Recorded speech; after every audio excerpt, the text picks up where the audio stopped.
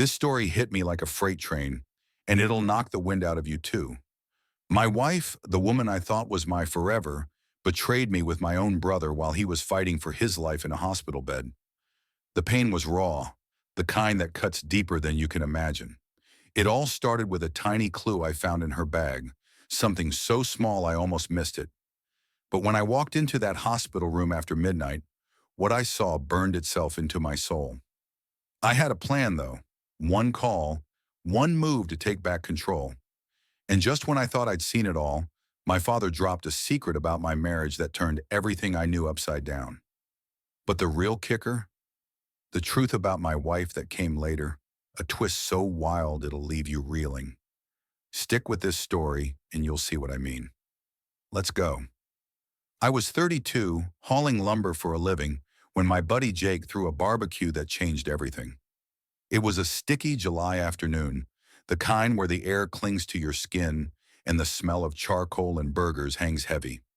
I wasn't looking for anything serious, just there for the beer and a chance to unwind after a week of sore muscles and long hours. That's when I saw her, standing by the cooler, laughing with Jake's sister about some dumb joke. Her laugh hit me first, sharp and real, cutting through the chatter like a blade. I didn't know it then, but that moment was the start of a new life, and a promise that'd haunt me later. Her name was Emily. She was a friend of Jake's sister, just visiting from the next town over. She had this easy way about her, like she could slide into any conversation and make it better. I'm no smooth talker, never was, but I grabbed 2 beers, walked over, and offered her one. She took it, gave me a quick smile, and asked what I did. I told her about the lumberyard, the early mornings, the way the sawdust sticks to your hands no matter how much you wash. She listened, really listened, asking about the machines, the rhythm of the work. Most people's eyes glaze over when I talk shop, but not hers.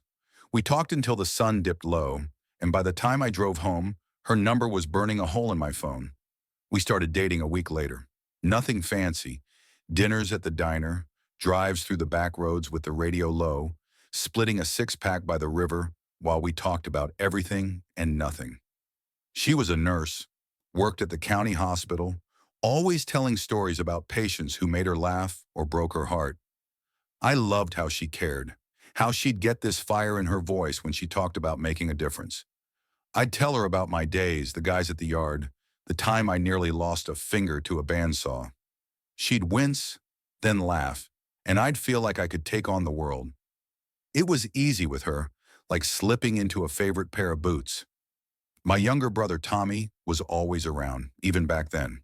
He was 28, charming in a way I never could be, with a grin that made people trust him instantly. He'd been tight with Emily's crowd before I even met her, always showing up at the same hangouts. He'd tease her about her hospital scrubs or challenge her to a game of darts, and she'd fire back, matching his wit. I didn't mind. He was my brother, always tagging along, part of the package. One night, over beers at Jake's, he leaned in close to Emily, that half smile of his flashing, and said, "Careful, Em.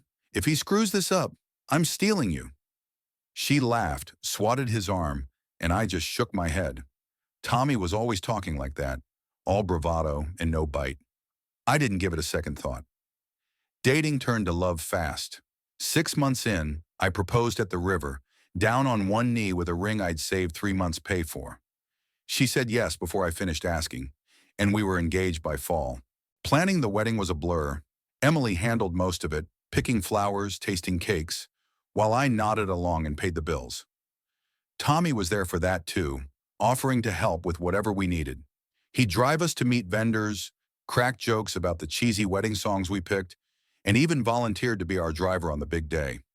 I remember him pulling up in his old pickup, cleaned up for once, grinning as he opened the door for Emily.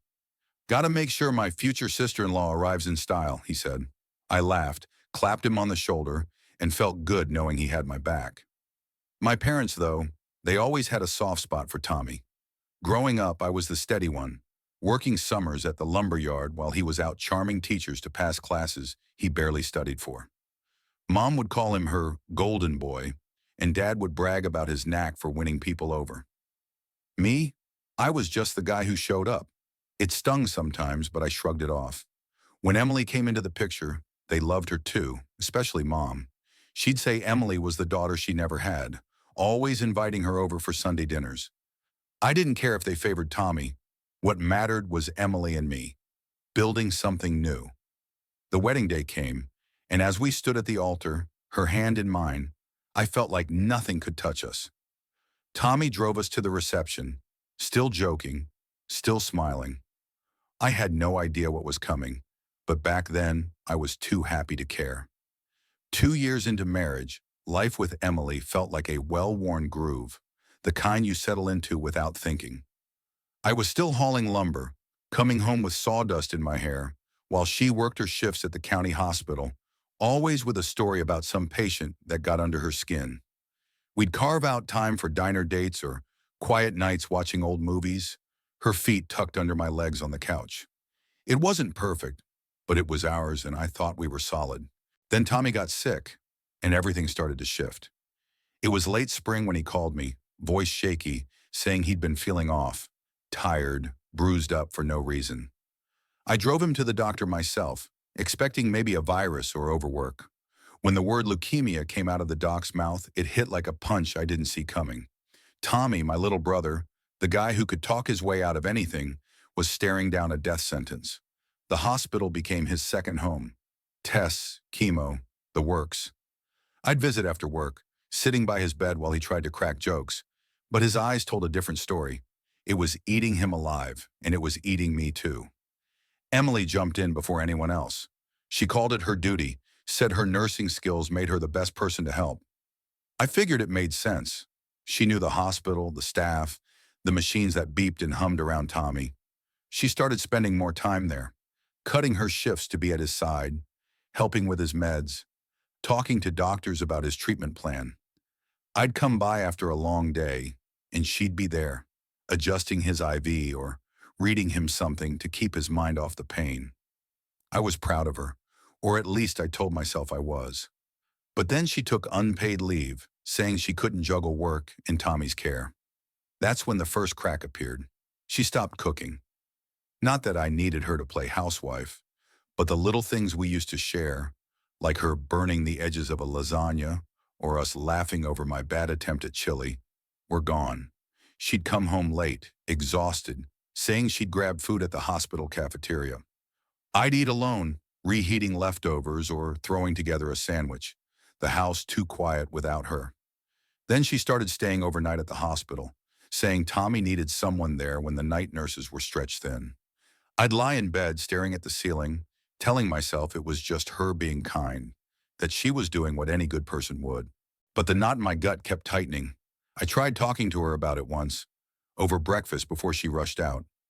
I said I missed her, missed us. She looked at me, eyes tired but sharp, and said, "He's your brother, and he's dying. I'm doing this for you too." Her words shut me up, made me feel small for even bringing it up. I bit my tongue, swallowed the unease, and nodded. But the hospital visits were changing her. She'd come back quieter, distracted, her phone buzzing more than it used to. I'd ask how Tommy was, and she'd give short answers, like she was guarding something. I didn't push, didn't want to seem like I was jealous of my own brother, especially not now. The tension kept building. My parents were no help. They'd always favored Tommy, calling him every day, showing up with his favorite snacks, while I got quick updates like an afterthought. They'd praise Emily for stepping up, saying she was a saint, a godsend. I'd nod along, but it stung, the way they leaned on her more than me. Work was my only escape, the rhythm of loading trucks and cutting boards keeping my mind busy. But even there, I'd catch myself wondering why Emily was so quick to drop everything for him. Was it just kindness, or was I missing something? I pushed the thought down, but it kept clawing its way back, sharper each time. One Saturday morning, I was digging through Emily's bag for the truck keys. She'd left it on the kitchen counter, unzipped, her stuff spilling out, pens, a notepad, her hospital badge. My fingers brushed against a small foil packet, and I pulled it out without thinking. A box of birth control pills. I froze, staring at it like it was a live grenade. We'd never used them. Early in our marriage, we talked about kids, agreed we'd let nature take its course. She'd always said pills messed with her system, so why now? I shoved the box back, found the keys, and drove to work. But that little packet lodged in my brain, sharp and nagging, refusing to let go. At the lumberyard, I couldn't focus. The whine of the saws, the thud of boards hitting the truck bed, it all faded behind the question, looping in my head. Why would she start now? I tried to reason it away. Maybe her doctor suggested it. Maybe she was planning to tell me. But the more I thought, the more I noticed things I'd brushed off. The way she'd linger at the hospital, even when Tommy's doctor said he was stable. How she'd touch his arm when she adjusted his pillow, her hand staying a beat too long.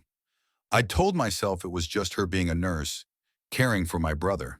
But now every memory felt like it was under a microscope, showing cracks I hadn't wanted to see. That evening she came home late, her phone buzzing as she kicked off her shoes. I asked how Tommy was, keeping my voice steady, but my eyes were on her. She mumbled something about his blood work, barely looking at me, then grabbed her phone and headed to the bathroom. That's when I did something I'm not proud of. Her phone was still on the counter, screen lit up with a notification. I glanced at it, just a reflex, and saw Tommy's name. My stomach twisted. I swiped it open. She hadn't changed her passcode since we got married. The messages were right there, a thread going back weeks. "Miss you already," Tommy had written, with a winking emoji. Her reply, "You're trouble. You know that?" Followed by a heart. I scrolled up, my hands shaking. Jokes about sneaking away, about how she made his days better. Nothing outright damning, but flirty in a way that made my blood run cold. This wasn't nurse talk. This was something else. I put the phone down before she came back, my heart hammering so hard I thought it had burst. At dinner, I watched her closer. She was quieter than usual, picking at her food, her eyes flicking to her phone every few minutes. When she laughed at something I said, it felt forced, like she was playing a part. I asked about her day, probing gently, but she deflected, saying she was just tired from the hospital. Tired. That word felt like a lie now. I didn't confront her. Not yet. I didn't trust myself to stay calm, and part of me still hoped I was wrong. But my gut was screaming, telling me what I didn't want to hear. My hands shook as I dialed up my old high school buddy Mike, who'd gone from fixing computers to running an IT side hustle. I wasn't proud of what I was about to do, but the knot in my gut wouldn't let me sit still. I told him I needed something to track what was happening on Emily's phone. Nothing crazy, just enough to know the truth. He didn't ask too many questions, just sent me a link to a program that could remotely turn on her phone's mic and pull heart rate data from her smartwatch. "It's gray area stuff," he said, voice low. "Be careful." I thanked him, wired him a couple $100, and waited for Emily to leave for the hospital that evening. When her car pulled out, I grabbed her phone from the counter. She'd left it charging, like always, and installed the program in under 5 minutes. My heart was pounding, like I was committing a crime, but I told myself this was about answers, not betrayal. The first night I sat in my truck, parked a block from the house, earbuds in, listening to the feed. Nothing but hospital noise, beeping machines, muffled voices, the occasional laugh from a nurse. But around 12:30 a.m., I heard it, her voice soft, teasing, then Tommy's, low and playful. No clear words, just tones that didn't belong in a sick room. The heart rate data spiked, hers not his, jumping from a steady 70 to over 100, staying high for 20 minutes before settling. My stomach churned. I checked the next night, then the next. Same pattern, always after midnight, when the hospital quieted down. They were careful with words, but the rhythm of their voices, the spikes in her pulse, it was enough to make my blood boil. I wasn't imagining this anymore. The hospital had night staff who knew me from my visits, so I took a chance. One evening, I slipped into the loading dock area with a thermos of coffee and $100 in an envelope. I found Carla, a night nurse I'd chatted with before, and laid it out plain. I told her I suspected something was going on with Emily and Tommy, and I needed access to his room after hours, no questions asked. I promised I wouldn't make a scene, wouldn't get anyone in trouble. She hesitated, then pocketed the cash, saying she'd look the other way if I showed up after midnight. Just don't do anything stupid, she said, eyes hard. I nodded, my jaw tight, and walked away, knowing there was no turning back. I called up Jake, my buddy from the barbecue days, the one who'd introduced me to Emily. He was the only guy I trusted to have my back. Over beers at a dive bar, I told him everything. The pills, the messages, the phone data. He didn't sugarcoat it. Man, that's messed up, he said. But you gotta be sure before you blow up your life. We planned it out. We'd go to the hospital together, late, when the staff was thin. I'd have my phone ready to record, just enough to confirm what I already knew. Jake would be there to keep me calm, to make sure I didn't lose it. We set it for the next Friday, a week away. Friday night, just past midnight, Jake and I slipped through the hospital's side entrance, the one Carla said would be unlocked. My heart was pounding so hard I could feel it in my throat, but my steps were steady, like I was walking to a fight I'd already lost.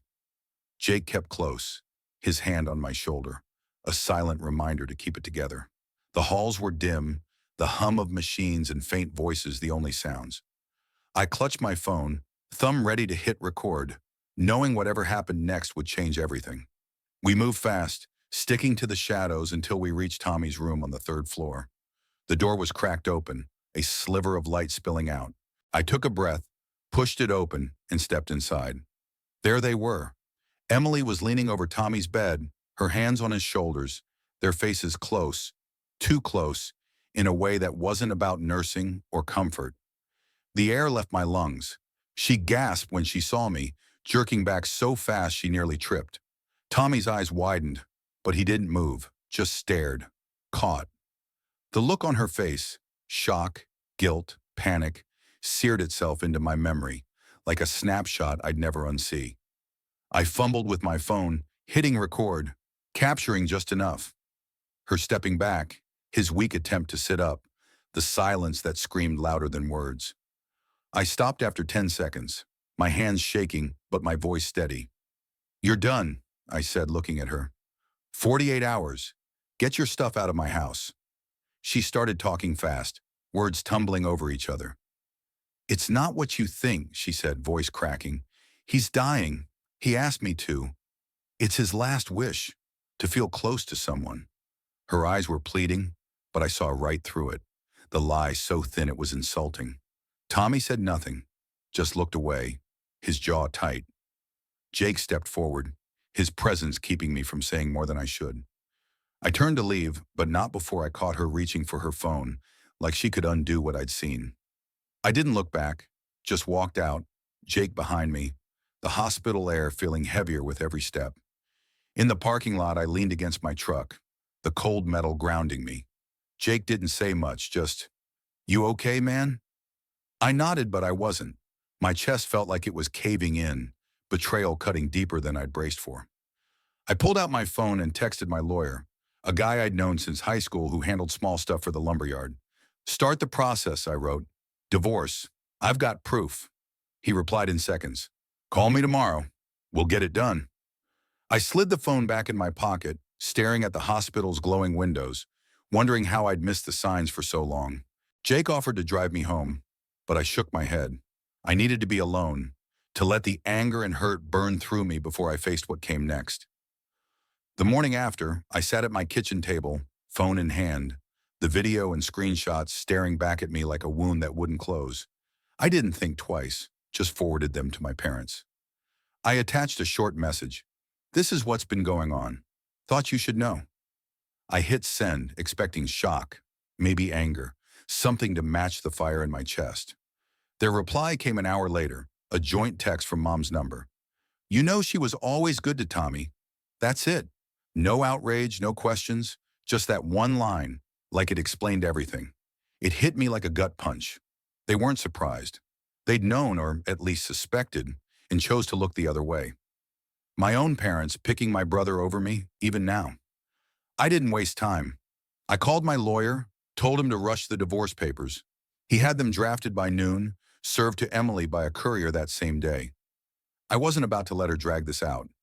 Then I drove to the bank, hands still shaking from the text, and transferred every dollar from our joint account to one in my name only. It wasn't a fortune, but it was ours.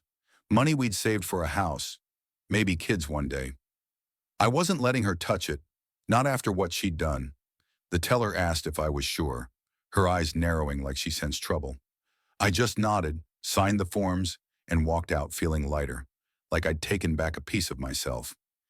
That evening, Emily showed up at the house, banging on the door, her voice hoarse from crying.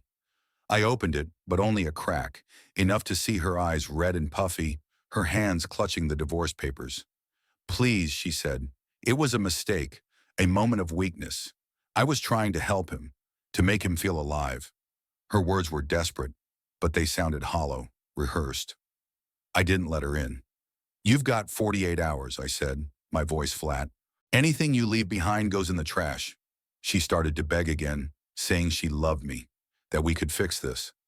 I shut the door, locked it, and leaned against it, listening to her sobs fade as she walked away. My chest was tight, but I didn't open the door. I was done being played. The next 4 months were a blur of paperwork and silence. My lawyer was a pit bull, making sure Emily got nothing. No alimony, no claim to the savings I'd moved. She didn't fight it, maybe because she knew I had the video, the messages, everything. I didn't talk to my parents, not after their text. Their silence told me where they stood, and I wasn't ready to hear more excuses.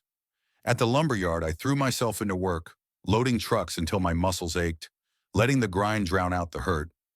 Jake checked in now and then, bringing beers and bad jokes, but even he knew better than to push me to talk. The divorce finalized on a cold Tuesday morning, the judge's signature ending 2 years of marriage in a single page. I walked out of the courthouse, papers in hand, feeling like I'd shed a weight I hadn't realized I was carrying. But the anger lingered, sharp and heavy, a reminder that trust, once broken, doesn't just heal. 3 months after the divorce papers were signed, Tommy's fight ended. The leukemia won, and we buried him on a gray, chilly morning in March. I stood by the casket, numb, trying to mourn the brother I'd once looked up to, but all I could feel was the weight of his betrayal. The funeral was packed. Friends, neighbors, people Tommy had charmed over the years. My parents were there, heads bowed, but we hadn't spoken since their text. As the preacher droned on, my dad pulled me aside, his voice low, almost a whisper. He said he'd seen Emily and Tommy together at my wedding, caught them in a moment they thought was private, tangled up in a way that left no doubt. He'd kept quiet, thinking it was a one-time thing, not wanting to ruin my day. His words hit like a freight train. I realized then she'd been his long before she was ever mine. I didn't say anything, just walked back to the crowd, my fists clenched. The rest of the funeral passed in a haze. I shook hands, nodded at condolences, but my mind was stuck on that image. My wedding day, the one I thought was ours, tainted from the start. I drove home alone, the road blurring as I gripped the wheel, trying to piece together how I'd been so blind. Tommy's death didn't erase the anger. It just made it heavier, like a debt I'd never collect. 6 months later, I was starting over. I'd moved into a small apartment near the lumberyard, a place where I could hear myself think. Work kept me sane, stacking boards, driving deliveries, the grind a kind of therapy. I'd met Sarah, a bartender at the local dive, tough but kind, with a laugh that made me forget the past for a while. We were taking it slow, but she was different, grounded in a way Emily never was. Things were looking up, or so I thought, until Emily showed up at my door one evening, unannounced. She held an ultrasound photo, her hands trembling as she thrust it toward me. "It's yours," she said, voice desperate. "I'm pregnant, and it's yours." I stared at the grainy image, a tiny shape I couldn't make sense of. My first thought was math. We hadn't been together in over a year, not since long before the divorce. There was no way. I asked her when it happened, keeping my tone flat, like I was talking about the weather. She stumbled over her words, claiming it was from one of our last nights together, before things fell apart. But I remembered those nights, cold, distant, nothing like what she was implying. I shook my head, cutting her off. "You're lying," I said. "You need help. Go to my parents. They always had your back, not mine." Her face crumpled, but I didn't budge. I handed her the ultrasound, stepped back, and closed the door, my heart racing but my resolve firm. She stood there a moment, then left, her footsteps fading down the hall. I leaned against the wall, Sarah's voice on the phone later that night, the only thing keeping me from spiraling. The past was clawing at me, but I wasn't letting it win. 2 years after I shut the door on Emily and her ultrasound, my parents called me out of the blue. I hadn't spoken to them much since the funeral, just short calls about bills or holidays, keeping things civil but cold. This time, Mom's voice was softer, almost nervous. She said Emily had a boy, just turned 1, and he looked like me. Those words stopped me cold, standing in the lumberyard with a clipboard in hand. I didn't believe her, not after everything, but the idea gnawed at me. What if? I told them I needed proof, something solid. Dad offered to get a hair sample from the kid next time Emily visited. I agreed, but my gut already knew the answer. I wasn't the father, no matter what they hoped. A week later, Dad mailed me a small envelope with a few strands of dark hair inside, wrapped in a plastic bag. I took it to a lab in town, one I'd found online that did paternity tests fast. I paid extra for rush results, handing over the sample and a cheek swab of my own. The tech asked if I was sure I wanted to know, her tone gentle, like she'd seen this kind of mess before. I nodded, signed the forms, and left, my mind racing with possibilities I didn't want to entertain. For days, I kept busy at work, hauling lumber, checking orders, anything to keep my hands moving and my thoughts quiet. Sarah, now my steady girlfriend, noticed I was off but didn't push. She just squeezed my hand at dinner, her way of saying she was there. The results came back on a Thursday, emailed to me while I was on a delivery run. I pulled my truck over, heart pounding, and opened the file. 0% match. The boy was Tommy's, just as I'd figured. Relief hit first, then anger, then something heavier. Grief for a brother who'd left this mess behind. I printed the results and drove to Emily's last known address, a rundown apartment complex across town. She answered the door, looking worn out, alone, no ring on her finger. I didn't step inside, just held up the DNA report. "He's Tommy's," I said, voice steady but hard. "You lied again." Her eyes widened, then dropped, no fight left in her. She started to speak, something about being sorry, but I cut her off. "We're done. For good." I turned and walked away, leaving her standing there, the paper in her hand. Driving back, I felt a weight lift, like I'd finally cut the last tie to a life that wasn't mine anymore. The road stretched out, and for the first time in years, I didn't feel like looking back. Sarah was waiting when I got home, her smile grounding me. I didn't tell her much, just that it was over. She nodded, handed me a beer, and we sat in silence, the kind that feels right. That chapter, Emily, Tommy, the betrayal, was closed, nailed shut, and I was ready to move on. A month after I left Emily with the DNA results, my phone rang while I was unloading a truck at the lumberyard. It was Tommy's lawyer, a guy named Peterson, voice all business, but heavy with something unspoken.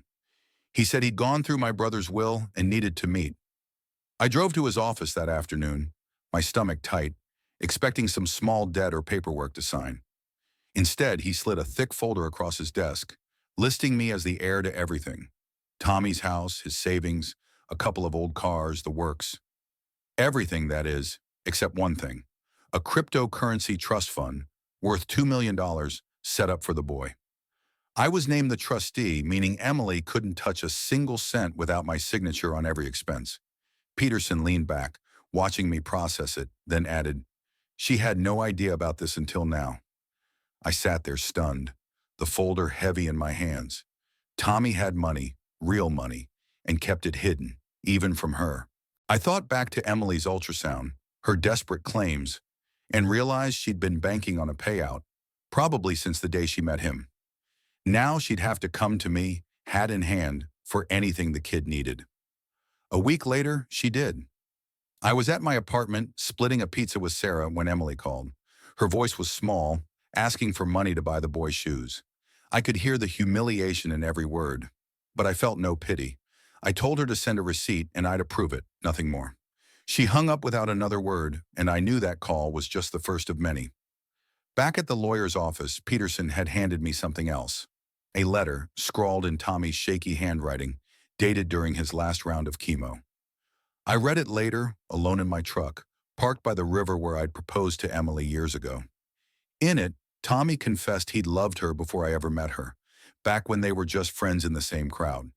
He said he never meant to hurt me, but his feelings got the better of him, twisting into something he couldn't control. He begged for my forgiveness, asked me to use the trust fund wisely, to make sure the boy had a chance at a good life. "You're the better man," he wrote, the words smudged like he'd struggled to get them down. I folded the letter, my hands steady but my chest tight, torn between rage and a grief I couldn't name. The days that followed were a tangle of decisions. I met with a financial advisor to understand the crypto fund, Bitcoin mostly, locked in a wallet only I could access. I set up a system. Any request from Emily had to come with proof, receipts, no exceptions. She sent one a week later for supplies and I approved it, but only after checking every line. Sarah watched me handle it, her eyes steady, saying without words she'd back me up. I didn't know what wise meant in Tommy's world, but I knew I wouldn't let his mistakes, or hers, pull me back into their mess. The trust was for the kid, not her, and I'd make damn sure it stayed that way. Drop your thoughts in the comments. The revelation about Tommy and Emily at the wedding was a low blow. How would you have dealt with finding out about a betrayal that happened so long ago and that your father had kept quiet about? And if you enjoyed the ride, don't forget to like and subscribe for more.